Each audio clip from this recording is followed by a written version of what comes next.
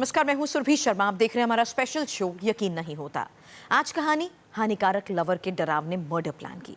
एक हत्यारा कत्ल से पहले मोबाइल कैमरे से एक वीडियो शूट करता है। वही वीडियो जिसे शूट करने के बाद कातिल मां बेटी को मौत की नींद सुला देता है। आखिर मां और बेटी की आखिरी वीडियो का सच क्या है? क्यों एक कातिल मर्डर से पहले कैमरे का इस्तेमाल करता है?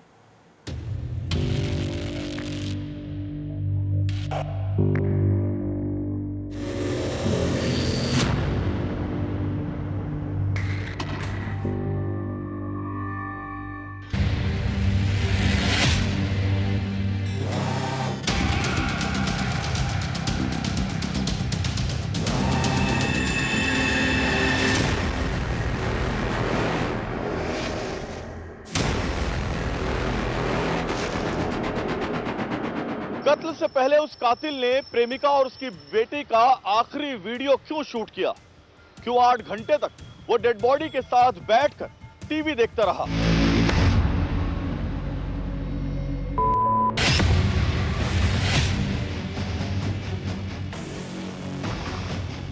हानिकारक लवर की कहानी क्या है? उस रात कौन सा राज छुपाने के लिए उस किलर ने मां बेटी को मौत के घाट उतार दिया?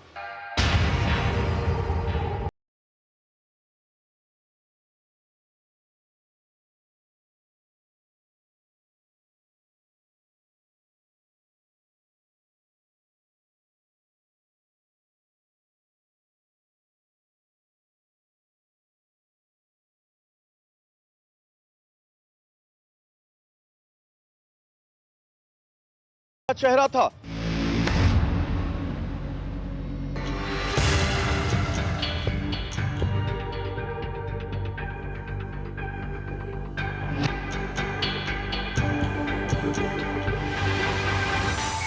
कभी गोवा तो कभी शिरडी तो कभी मुंबई।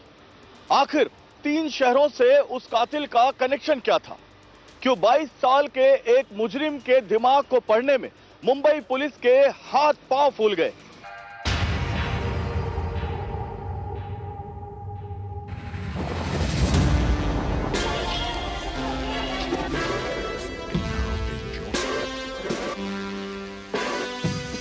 डबल मर्डर जैसे एक संगीन जुर्म को अंजाम दिया जा चुका था, लेकिन कातिल के एक चाल में पुलिस पूरी तरह से उलझ गई थी। आखिर हत्या करने के बाद कातिल शिरडी में साईं बाबा के दर्शन करने क्यों गया?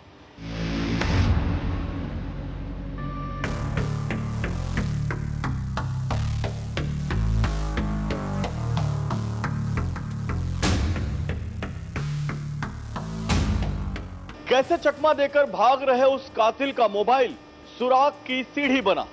कैसे अंजाम दिया गया ऑपरेशन हानिकारक लवर?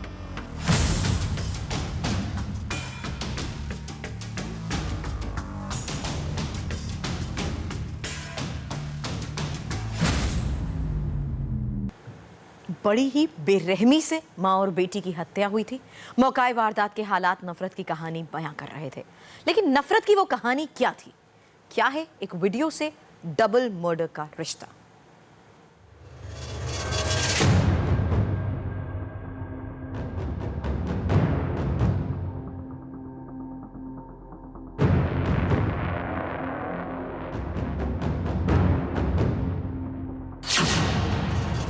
कातिल का कैमरा ऑन था। बेटी को रिहर्सल कराती मां, कातिल वीडियो बनाता रहा और फिर मां बेटी का मर्डर।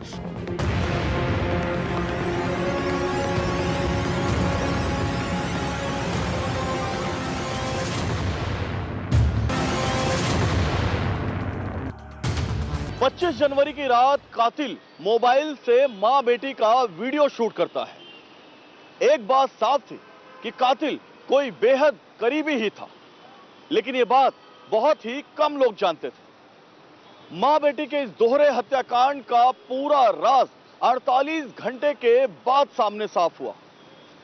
तब तक कातिल मौकाए वारदात से फरार हो चुका था। 28 साल की दीपिका और 8 साल की हेदिका पर कातिल का कहर टूटा था। बड़ी ही बेरहमी से दोनों की हत्या की गई थी। कातिल कोई करीबी था, ये बात शीशे की तरह साफ थी। दरअसल फ्लैट के अंदर फ्रेंडली एंट्री हुई थी। दूर दूर तक लूटपाट का कोई सुराग नहीं था। कत्ल का तरीका नफरत की कहानी बयां कर रहा था। पहली नजर में सवाल यह था कि आखिर कातिल ने दीपिका के साथ साथ 8 साल की बेटी को क्यों मारा। यही सवाल था जिसने पुलिस को उलझा दिया और कातिल चकमा देने के लिए एक शहर से दूसरे शहर भागता रहा। दूसरी तरफ दीपिका की निजी जिंदगी से जुड़ी एक चौंका देने वाली जानकारी ने एक करीबी को कटघरे में खड़ा कर दिया। पुलिस को जांच में पता चला कि दीपिका अपने पति कार्तिक से अलग रह रही थी। दोनों ने कानूनी रूप से अलग होने के लिए कोर्ट में तलाक की अर्जी भी डाल रखी थी। इतना ही नहीं, कार्तिक हर महीने दीपिका को 7,000 रुपए भी दिया करता था। ऐसे में बहुत मुमकिन था कि कार्तिक ही इन दोनों की हत्या का जिम्मेदार हो, क्योंकि कार्तिक को इन दोनों की हत्या से फायदा हो सकता था। कार्तिक के साथ साथ जांच टीम का पूरा फोकस दीप्ति के फ्लैट पर आकर टिक गया। तहकीकात के दौरान एक सीसीटीवी फुटेज जांच टीम के हाथ लगी। पता चला कि एक नौजवान 25 जनवरी की रात सोसाइटी में आया था और 26 जनवरी की सुबह करीब 7:30 बजे चला गया। एक बात जांच टीम को हैरान कर रही थी। सोसाइटी से जाते वक्त उस नौजवान ने सीसीटीवी के सामने चेहरे को हाथों से कुछ यूं ढक लिया था। इस ब्लाइंड केस में पहला सुराग जांच टीम के हाथ लग गया। जल्द ही उन्हें यह पता चल गया कि सीसीटीवी में नजर आ रहा नौजवान कई बार सोसाइटी में देखा गया था और तो और दीपिका के घर पर उसका आना जाना था। कार्तिक से पूछताछ के दौरान एक बड़ा खुलासा हुआ। कार्तिक ने पुलिस को बताया कि बीते कुछ महीनों से दीपिका एक लड़के के संपर्क में थी। विनायक रमेश नाम के इस लड़के का दीपिका के घर आना जाना था। यह बात दीपिका की बेटी हेतिका को भी बिल्कुल पसंद नहीं थी। विनायक को सरगर्मी से तलाशा जा रहा था और इसी कड़ी में घरवालों से लेकर दोस्तों तक से पूछताछ भी की गई, लेकिन कॉल सेंटर में काम करने वाले विनायक का कोई सुराग नहीं मिला। कानून की आंख में धूल झोंकने के लिए विनायक ने कोई कसर भी नहीं छोड़ी थी। ऐसे में जांच टीम ने विनायक को जाल में फंसाने के लिए जाल बिछाया।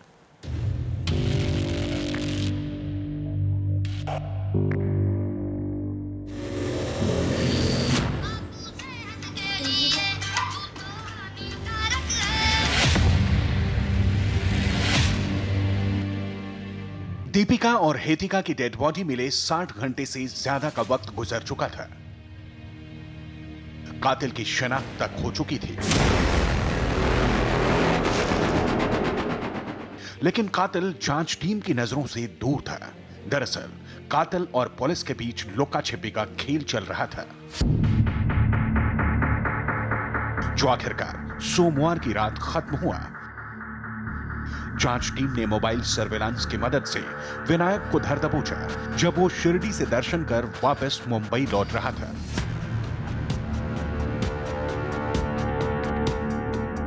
विनायक ने सोचा था कि डबल मर्डर जैसे संगीन जुर्म को अंजाम देने के बाद भी वो बच जाएगा।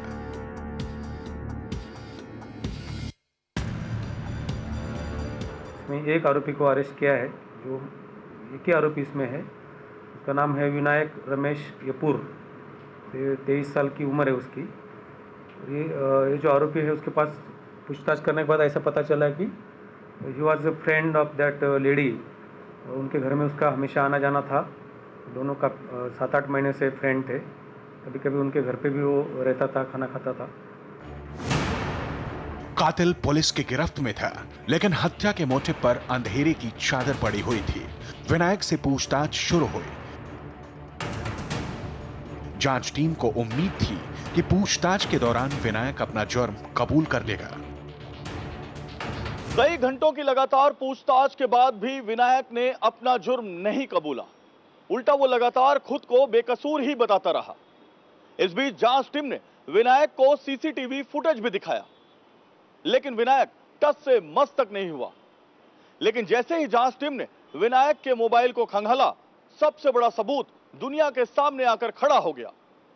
मोबाइल की गवाही ने विनायक के हर राज से पर्दा उठा दिया। ठीक है, आखिरी वीडियो और सीसीटीवी को बारीकी से देखने से एक बात साफ थी कि इसे विनायक ने शूट किया है। स्टार्ट है।